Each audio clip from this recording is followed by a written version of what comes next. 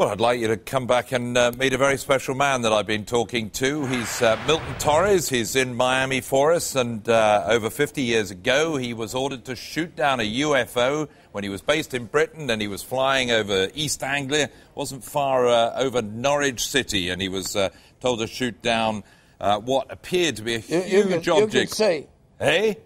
You could say it was somewhere between Norwich and Ipswich.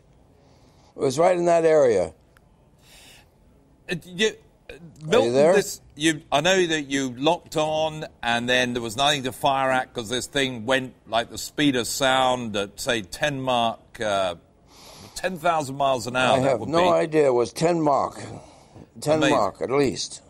You must have, for the last 50 years, this thing must have haunted you, didn't it?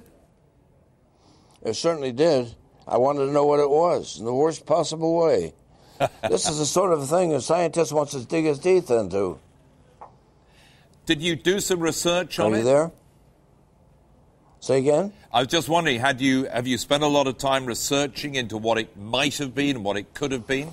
Well, yes, I did. I did a lot of researching on my own, but I found nothing that we knew of. So that's the best I could come with it.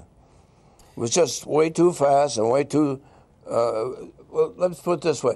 It aberrated all of the laws of Newton that Sir Isaac Newton put in place. So that's why I know it was something different. And it certainly wasn't... You don't feel you could have been fooled by reflections in the sky? There was something solid, something tangible there were two of us. There were two of us, myself and my wingman. And my wingman, for the life of me, I cannot remember who he was.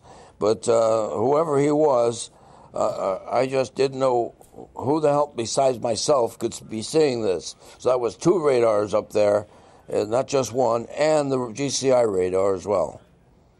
When you went up to fly again after that, did you always think I might see it again? Well, I always hoped, but I never saw it again. And what about other pilots? Did you ever talk to other pilots about it? Did other pilots say, yes, I've seen talked something? To several others. Mm-hmm. I've talked to several others, and most of them have said they've seen something, but they didn't know what it was. But presumably... And that's about the bottom line. But everybody like you presumably was sworn to silence and sort of threatened by the government to keep your mouth shut or lose your job. Well, let me tell you why it was so scary to me. They promised to take me out of my airplane, and I loved my airplane more than I loved anything, including my mother. So as far as I was concerned, that was heresy to talk like that. So when they said that, they got my obedience.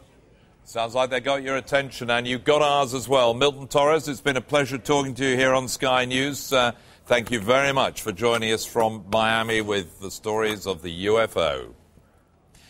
Great story.